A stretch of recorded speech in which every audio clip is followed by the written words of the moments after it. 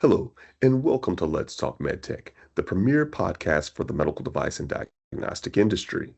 My name is Amar Ford, and I am host of Let's Talk MedTech. I'm also editor-in-chief of MDDI, an online publication that covers the medtech and diagnostic industry. On this episode of Let's Talk MedTech, we're going to be speaking with Paul Grand. He is the CEO of MedTech Innovator. It's an organization that helps startups get funding and go through the regulatory pathway.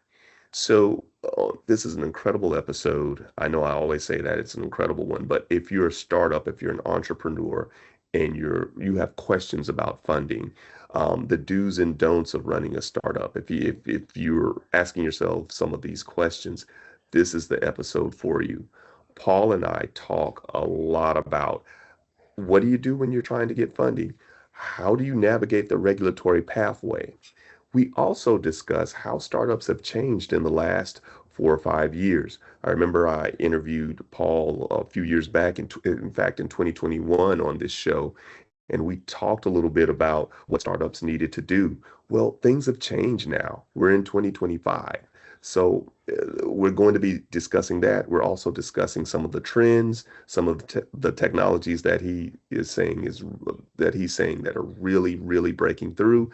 And also we're talking about AI. Yes, we mentioned AI in this and how AI has evolved for medtech. So it's an amazing conversation. Can't wait for you to hear it. And without further ado, let's talk medtech. Paul Grant. Well, Paul, welcome back to Let's Talk MedTech. How are you? Doing really great. Omar, it's great to be back. It's been a while since we've talked, so things are fantastic, and I'm looking forward to today's conversation.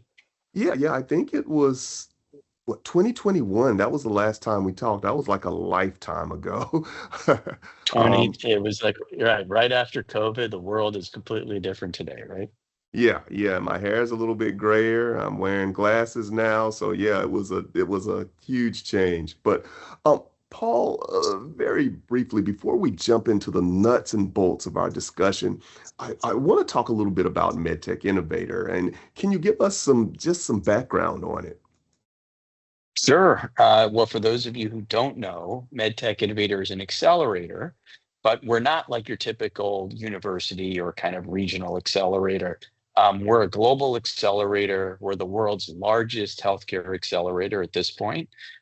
We have the largest portfolio of healthcare companies of any accelerator in the world.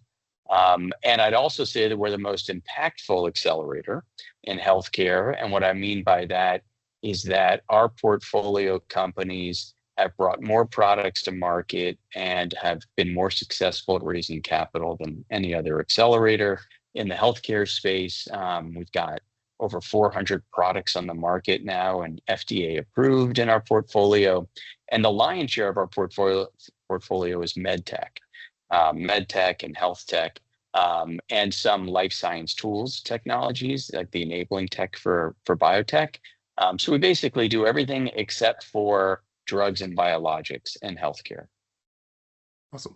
Now, there's something coming up in October, right? You're taking open applications. Can you kind of talk about that process? Sure. Every year we have an application cycle that begins at the towards the end of the year in the either in the late fall, early winter timeframe. This year we're going to be opening up applications in October. So if somebody was interested in applying for our 2026 accelerator program, those applications begin in October.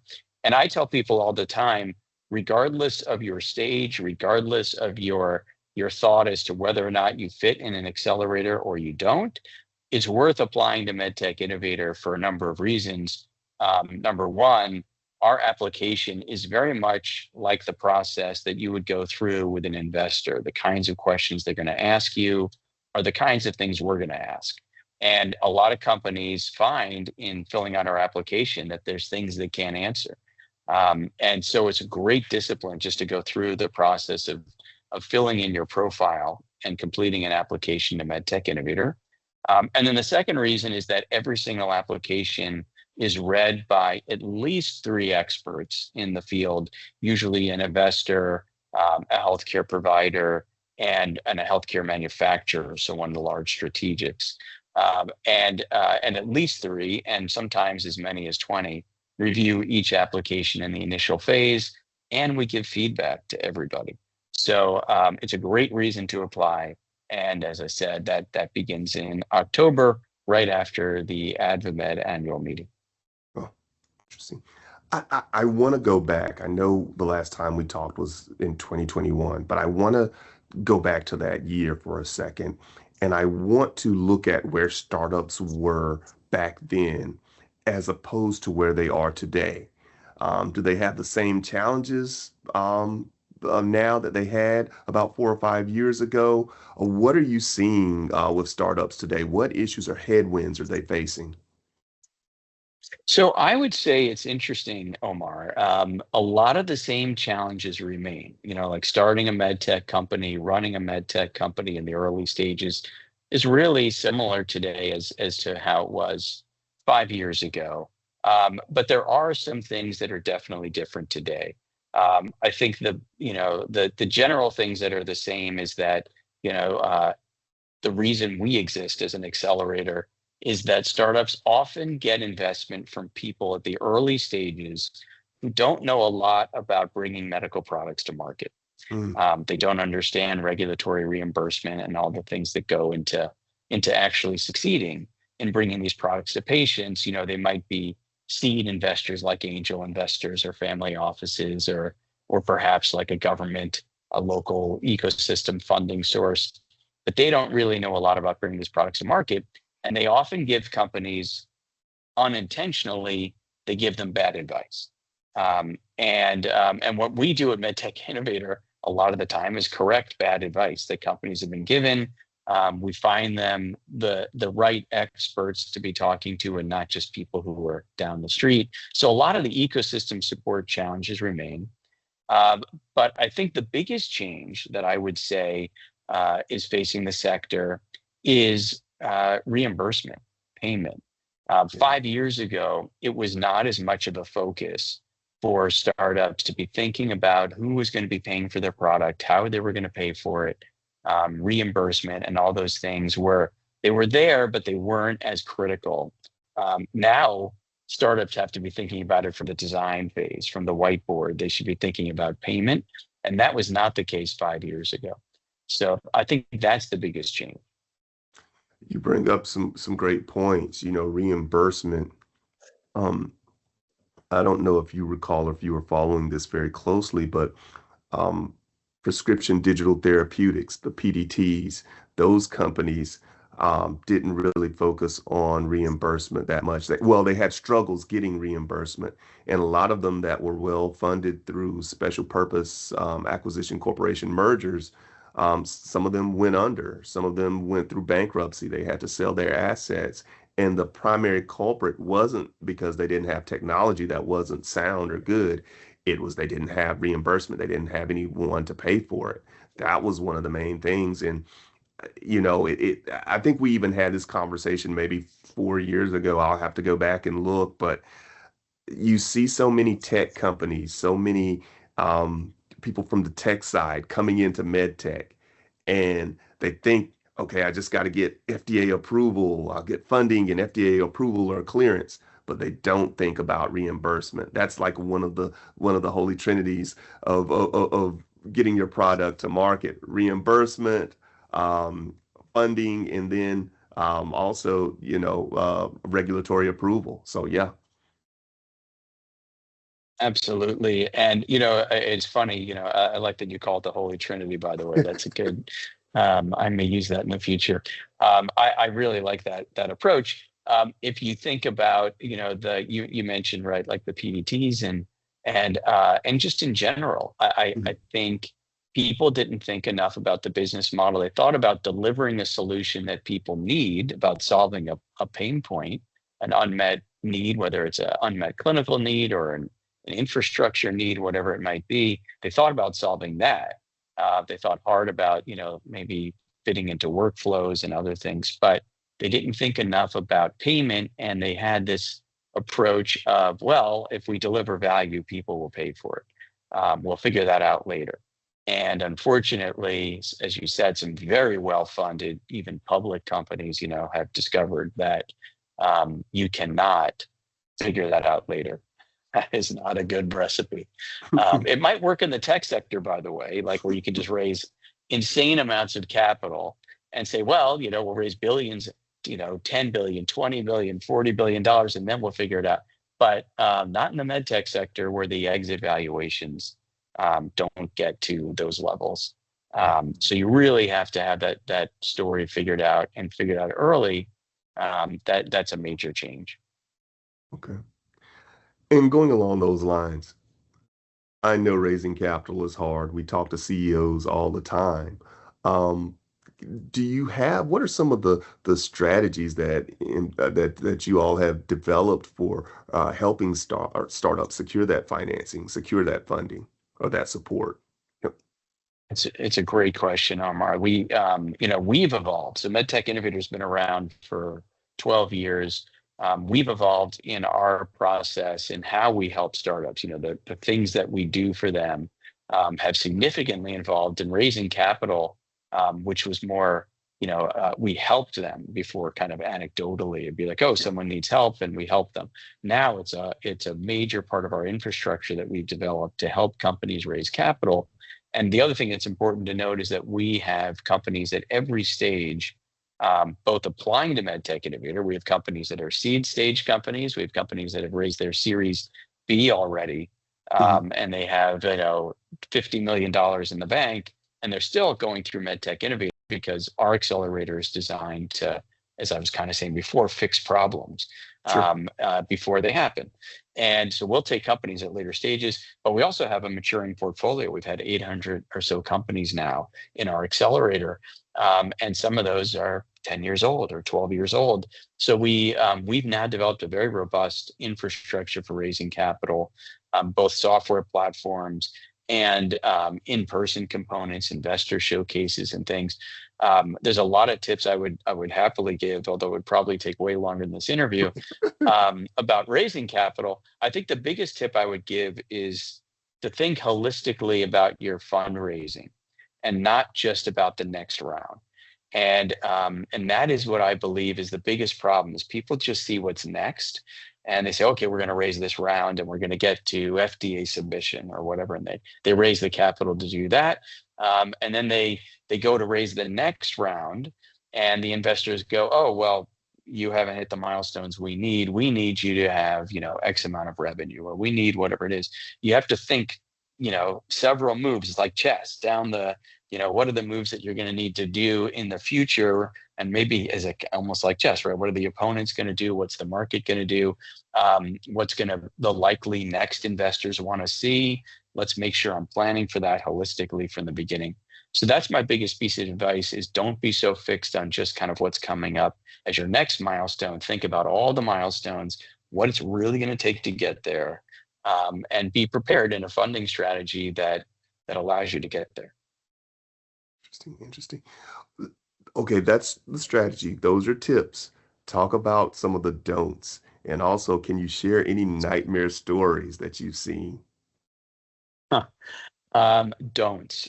Well, the biggest piece of advice I would give is don't take money from the wrong investors.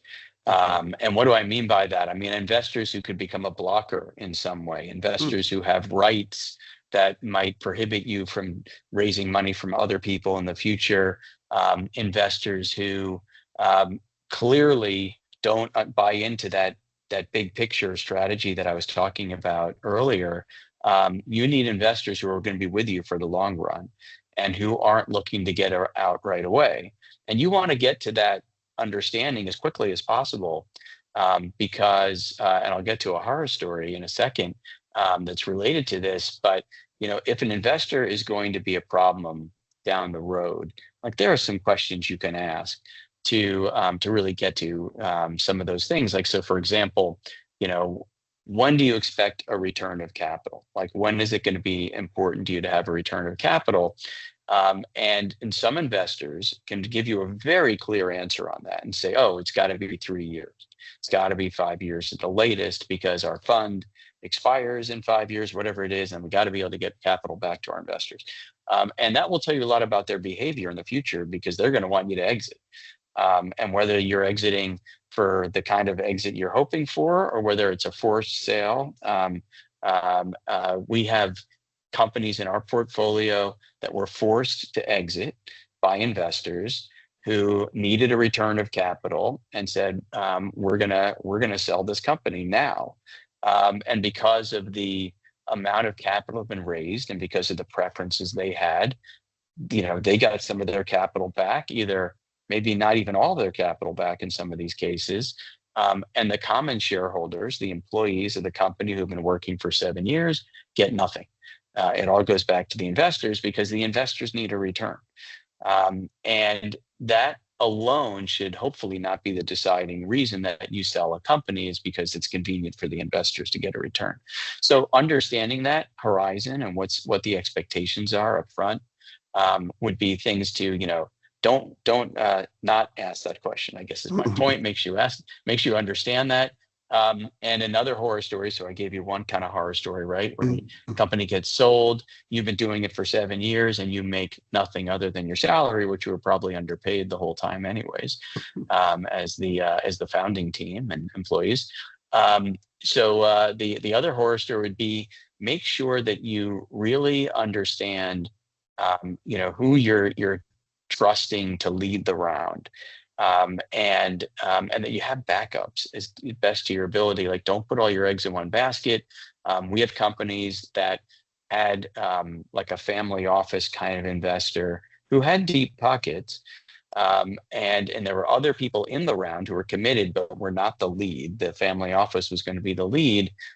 We've heard multiple stories, not just within our portfolio but outside, of family offices who, again, may be well-meaning, but they pull out at the last minute after like 6 months, 9 months of dragging a company through diligence and kind of over and over again, moving the goalposts, and then disappearing at the 11th hour, even with other great investors in the round, even with strategics in the round.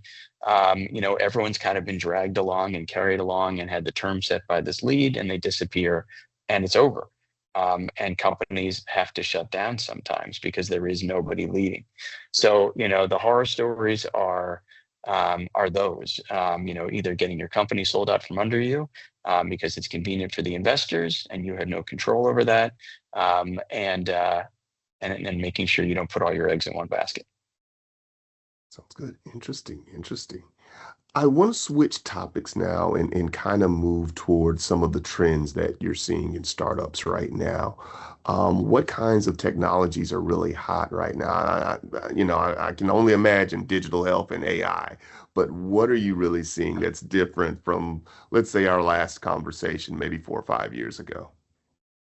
Yeah, it's interesting. Of course, AI, is everywhere, but I Yeah. actually think it's not that like the AI startups are what's hot. It's now just the expectation. Like 5 years ago, AI was in the mix. We had companies, back in 2017, I remember that we're like an AI company for something. Their technology platform and their stack has completely changed, but there were AI companies back then. And then along the way, there became like, oh, we're this, with AI. Mhm. We're imaging, but with AI, things like that. Now AI is table stakes. Like, if you're not using AI, it's why are you not using AI somewhere in your process? And so I think that is a major change. It's not that the people are seeking the AI company per se. They're just, expecting how you're using AI to be part of the story. So that is definitely a big change in the trends. We still ask companies in our application, what's your tech stack? Basically, what are you using? Are you mobile? Are you wearable? Are you AI enabled? And as I said, I would expect applications to be 80% or more are AI enabled in some way. So that's a big change. We've seen wellness become more and more, or some type of wellness or care at home, be a trend.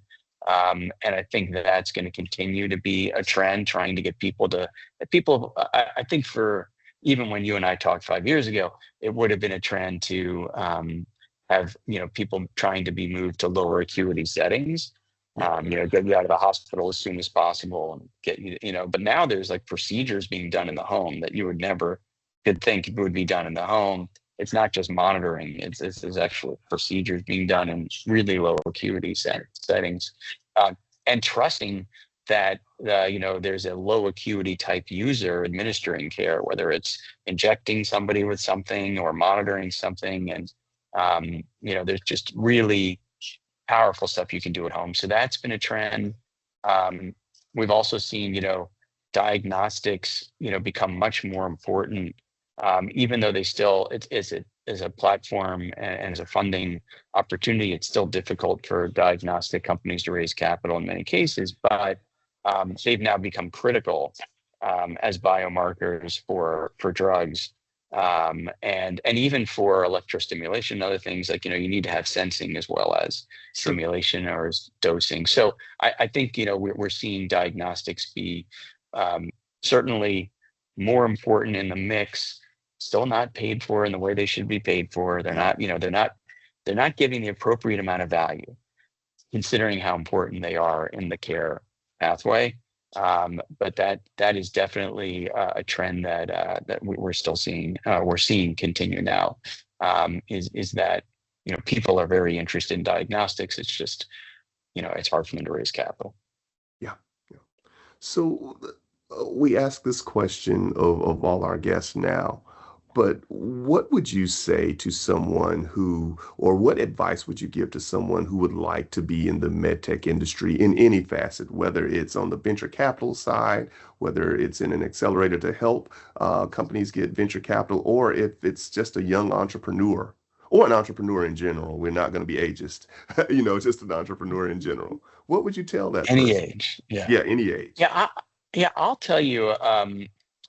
I truly believe that in markets that are difficult, like we have now, meaning that there's a lot of uncertainty in the landscape. I know you've talked about that on some of your podcasts. The uncertainty in the market, regulatory reimbursement, and so on, investment capital. The holy trinity they're all uncertain, and I think in uncertain times when people are tightening their belts, when there's been a lot of layoffs, I mean, a huge number of layoffs. I just read about another big, set of layoffs that are Sure. happening. They're happening all over the place. So when you see this combination of, in many cases, very talented people being asked to retire early, or being laid off because Google or other people have just decided to reprioritize and get out of medtech. And all of a sudden, you have these very talented people who are available, and you have people tightening their belts, and people are looking for a new challenge. It's a great time to join a startup. This is not the time to go to safety and say, "Oh, I'm going to go join some big med tech strategic where things are safe," I'm going to go join the government where I can get a good stable job. Those things aren't true. So in those times, best time ever to join a startup. You can get a lot of equity in a phenomenal, really important technology. Acquisitions are going to go up. Like, I think, there's been some data to suggest that R&D by a lot of the big med tech companies is at a lower level today, which means the demand for acquiring, inorganic innovation, external innovation, however you want to call it, is going to be more and more important. So startups, have always been the pipeline for a lot of these big companies, and I think it's even bigger now. So if I was anybody who was even slightly thinking about joining a startup, I would just get past that and just go for it and either start a company or join a company. There are so many great startups and they have funding, and they are the future. So that would be my advice. Well, well, Paul, it's always great to have you on Let's Talk MedTech. Thanks for coming back to the show. Really appreciate this conversation. Thank you, Omar. It's great talking to you. We should talk more often. Oh, oh, Before I go, if anybody needs to get in contact with MTI, what should they do? How should they get in contact with you? So if you're interested in MedTech Innovator or BioTools Innovator, our life science tools programs, you want to go to medtechinnovator.org. That's our website. And you can learn all about our program. If you're interested in applying for our next cycles for both MedTech Innovator and BioTools Innovator, even MedTech Innovator's Asia Pacific programs, you can learn all about that at our website. If you go to medtechinnovator.org/apply, there's a place that you can even put your name on our mailing list where we will notify you the second application's open. So I highly encourage you to do that. And if you need to reach me personally, I'm Paul at medtechinnovator.org. Awesome. Awesome. Thanks for the conversation. Thank you, Omar, and I'll hopefully talk to you again very soon.